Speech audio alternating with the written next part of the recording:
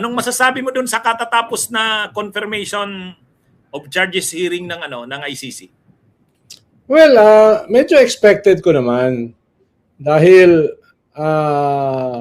una, yung nature ng confirmation hearing, mas mataas yung ebidensyang kinakailangan kesa dun sa preliminary investigation kung saan naglabas ng international warrant labang kay Digong. Diba? Ang kailangan kasing patunayan doon, may crimes against humanity na nangyari sa bansa at merong tao na makapangyarihan na involved. In this case, si Digong. So, yung susunod na proseso nun ay yung interim trial, ay yung confirmation trial. No? Kaya nakita natin na kinakailangan taasan yung level ng ebidensya. But not yet yung ebidensya sa isang formal trial na kinakailangan beyond reasonable doubt. Di ba, attorney? No, yun yung mas mataas yung evidentiary level na kinakailangan. Ikalawa, historically, yung president, pag dumating na sa confirmation trial, most probably, overwhelming majority, tumutuloy na yan dito sa formal trial. Mga 3-4 lang yung hindi tumuloy na alam ko. At isa ron, mismo yung prosecution ang nagsabi na wag na ituloy. Mismo yung prosecution. So yung overwhelming majority talagang tumutuloy na. Dahil nga hindi naman ganun kataas yung level ng evidence na kinakailangan pa kumpara sa isang formal trial. At ikatlo, sa dami ng ebidensya, sa dami ng witnesses, sa dami ng public pronouncement ni Digong, na pinapatunayan yung kanyang crime against humanity, halos sigurado ko na yan ay tutuloy sa formal trial. Kaya nga, from the very start, hindi legal yung approach ni Kaufman. Hindi legal yung approach ng defense lawyer. Ang approach niya ay parang vlogger. Talo pa tayo, attorney, kung mag-trolling . Parang binasa lang yung nakalagay sa social media, tapos ginamit niya as defense. Ibig sabihin, ang kanyang ina-address, hindi yung hukom, hindi yung mga judges. Ang ina-address niya ay yung akusado para hindi siya tanggalan ng trabaho. Lalo na 2 million euro yata ang kita niya per month. Tapos i-address niya yung base nila. Diba? Play to the crowd. At ikatlo, gamitin yung trial, at least yung confirmation trial, para suportahan yung candidacy, yung kampanya ni Sara Duterte. Kaya from the very start, tingin ko yun ang layunin nila. Dahil wala naman sila masyadong magagamit para depensahan si Digong. No? Sinabi ni Digong, imamasaker ko sila. May nangyaring massacre. At siya yung presidente ng bansa. Ibig sabihin, yung bukang bibig niya becomes state policy. Lalo na dahil may nangyari nga. May nangyari ngang massacre. May nangyari ngang crimes against humanity. Sa akin, from my vantage point, nung simula pa lang, sigurado ko yung pupunta sa trial. Sigurado ko. Kaya ang ginamit lang nila ay ibang objective. Iba yung kanilang layunin. From the very start, attorney, ina-antagonize nila yung hukom.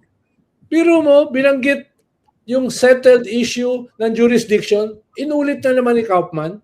Malinaw, ang kanyang audience ay hindi yung judges. Ikalawa, binabanggit niya yung mga witnesses habang kinakatay niya. Bawal yun . Wala pa namang official trial . Hindi pa humaharap yung witnesses . Kaya napagalitan siya. Diba? At ikatlo, inulit niya yung mga dati lang sinasabi ng mga trolls si Duterte. Ano yung sinasabi nila? Hyperbole. Diba? Hyperbole. No? At saka ito ay in-exaggerate lang ng media. Kasalanan nito ng media. Kasalanan nito ng civil society. Di ba, attorney, narinig mo na yan? Ilang taon na? Di ba, 1 taon mo lang mahigit narinig yan? Inulit lang ni Kaufman. No, napakasaya siguro ni Kaufman, no? Inulit lang niya yung nakalagay sa social media. Inulit lang niya yung ginagawa ng mga DDS trolls. Kumita na siya ng 2 million euro per month. No? Ilang buwan ito? Usually, ang trial sa ICC, 6 to 8 years .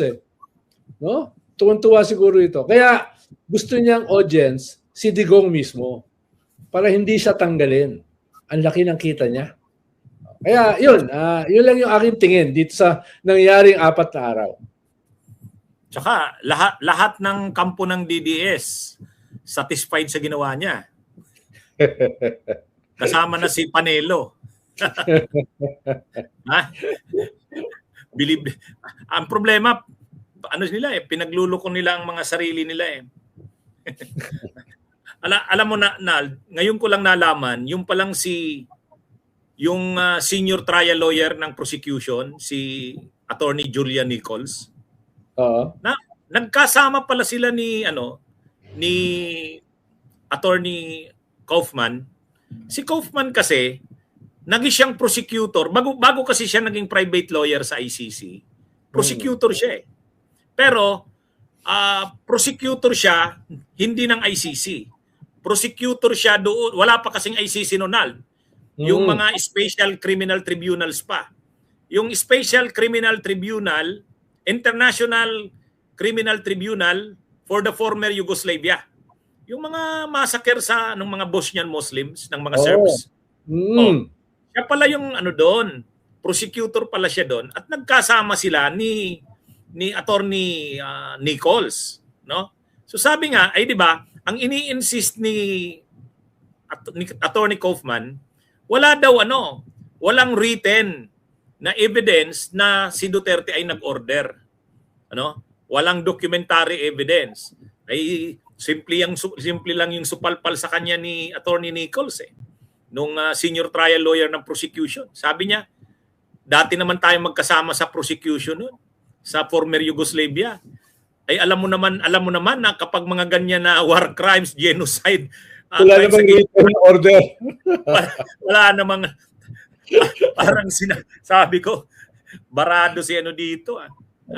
Kahit naman, pagpalagay mo na, palabas ngayon dito yung Nuremberg trial. Nuremberg, di ba?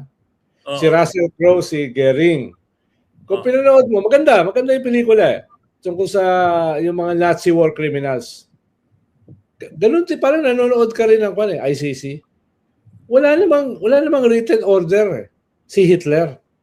Di ba? Wala namang written order si Mussolini.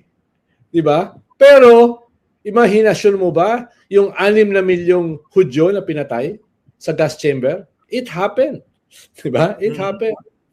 Walang written order. Sino ba namang ugok ang isusulat na ikaw ay magpapamassacre ng mga tao? Diba? Kaya tama yung sabi ni Attorney Nichols. Ito namang si Kaufman, tayo-tayo lang nagbobulahan pa. Di ba? Parang gano'n yung dating nung sinabi. Ito namang si Attorney. Ang laki na pinagbago mo. Parang Panyero, ang laki na pinagbago. Panyero, mag-ayos ka. Parang gano'n, di ba?